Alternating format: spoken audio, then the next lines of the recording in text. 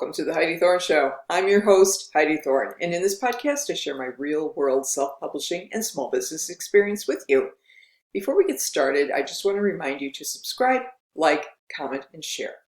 Now let's get started with today's show. Coloring books and activity books represent an opportunity for self-published authors. So that's what we're going to talk about today. And I'm going to share some wonderful examples of self-published coloring books to inspire you. Coloring books actually haven't been around too long.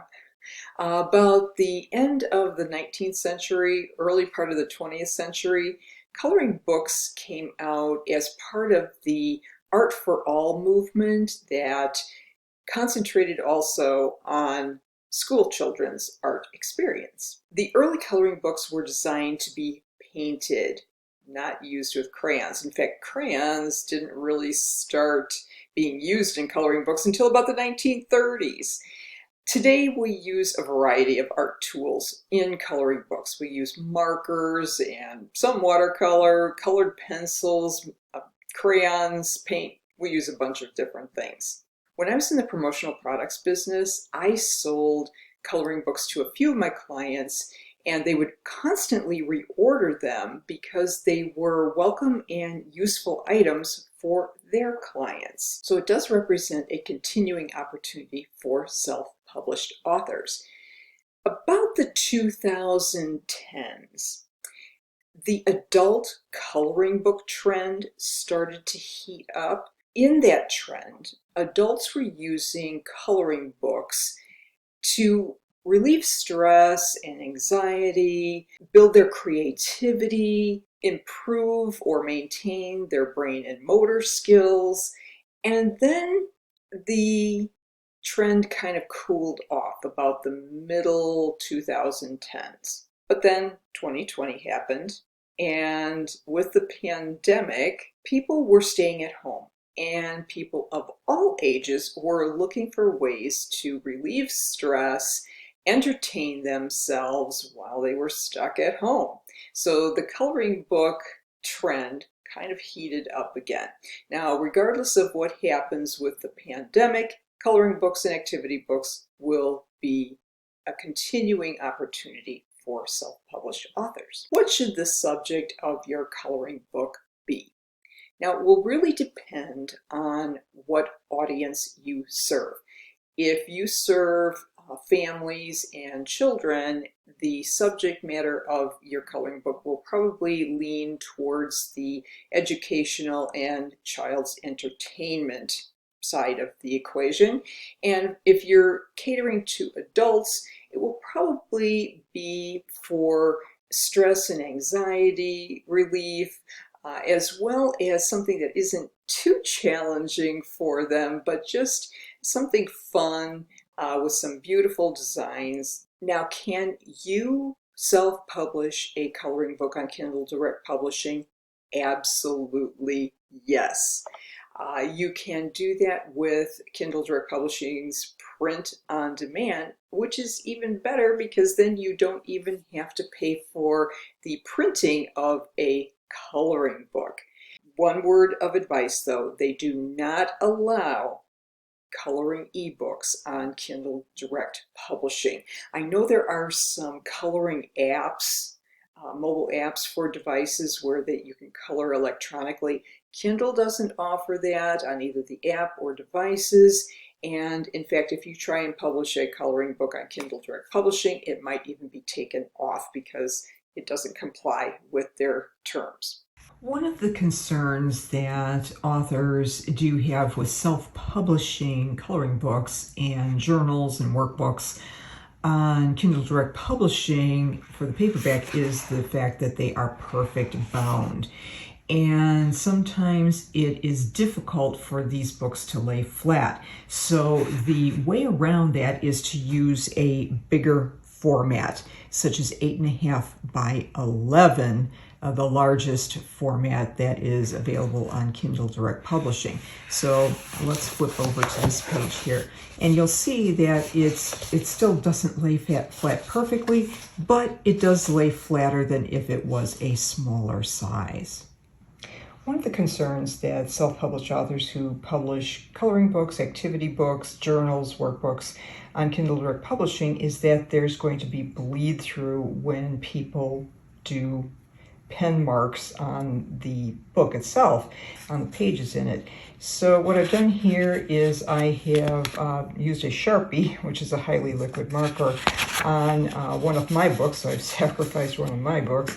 I did some squiggly lines with the Sharpie, and on the other side, yes, you can see there is some bleed through. But all coloring books that I've seen over the years, they all have a bit of bleed through for liquid markers. So what you might want to do, if you think that's going to be a concern for your readers, you want to indicate some statement at the beginning that it might be best to use something that's a little bit drier, like a crayon or colored pencils or other ink pens that will have less bleed through. In terms of artwork for a coloring book, you should never, ever, ever, ever, ever use any artwork that you download from a free stock art site. Never do that, please, because there might be copyright violations that you don't know about. And even if you use a legitimate stock artwork site, a lot of them have licensing restrictions that prohibit you from using those designs in things like coloring books or t-shirts, calendars, all of those types of things. They do not allow that. So use your own art, okay? And it should be what's called vector art. It's generally prints the best. However, you have to kind of know what you're doing with Adobe Illustrator or other graphic design programs that create encapsulated PostScript or EPS files that are vector art. So if you're not proficient with that, you might have to hire a graphic designer. But if that's out of the budget for you, you might want to look at some coloring apps that allow you to create drawings, line drawings from your photos. And some of those can create some cool designs. I know I'm experimenting with that myself. So how should you price your coloring book? Well, like any other self-published book, you're going to be looking at the cost to create the book, your overhead, and the profit margin that you want to make. And you're also going to be looking at what is competitive in the marketplace. Adult coloring books tend to be a little bit higher priced than those for children, but again, you have to be looking at your particular market. Now let's look at some examples of self-published coloring books that I think you'll be inspired by. The first one I'd like to talk about is Anne Manera. Now, I call her the coloring book queen simply because she has, what she says, about 280 books like this on Amazon. That's a lot. So she's pretty prolific with this whole coloring book thing. And what she does, she has a coloring group online where they all color together and they can, test out various techniques. And this is an activity book that just gives you a lot of different coloring experiences. Some of them are pretty simple. Others have more photo-like pages involved. So it gives people a lot of different coloring activities to try out. But I really like the whole plan that she has for a color along group. So that is one self-publishing option that you can consider. This example is from my author friend Amelia Griggs, and she does a lot of educational types of books for computer training and that sort of thing. But recently, in the past couple years, she's done some cookbooks for kids, and then she followed that up with some companion activity books that deal with math and other learning activities. These are geared for younger children, This one is ages 3 to 7, but so primary school age children. And there's coloring, and there's counting, and there's some math problems. And so these are all, you know what I really like about these books that I'm showing you is that these are all done on Kindle Direct Publishing, self-publishing, paperback. They're not printed separately, so they are print on demand, and that saves you a lot of money. This one is an example of more of an artist journal activity book. I discovered Austin Fabinski on TikTok, and he does pet portraits and other animal portraits for painting and drawing, and his work is amazing, so you certainly want to check that out. But on these drawing prompt books, and he has several different versions of them. Of course, I had to choose the one that was for dogs. And this one, he gives you the prompt and gives you a time to do it. His theory is that in order to get better at drawing, you have to do it every day. So he gives you an idea to draw every single day. And like I said, he has several versions of this. This is the one for dogs. This was also published on Kindle Direct Publishing, and he used a matte cover for it, and it turned out really, really nice.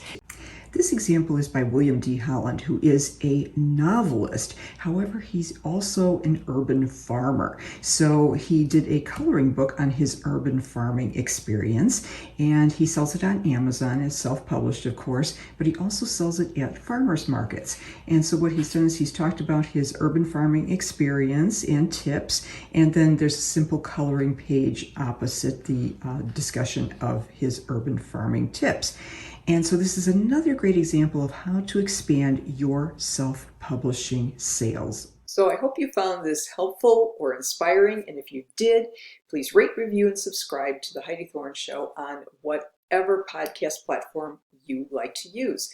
I'm on all the major ones: Apple Podcasts, Google Podcasts, Stitcher, Pandora, Spotify, Podbean. If there's a podcast platform, I'm probably there. If you like the YouTube video better, you just have to subscribe to my Heidi Thorne YouTube channel and turn on the notifications so that you get an alert when a new video is up.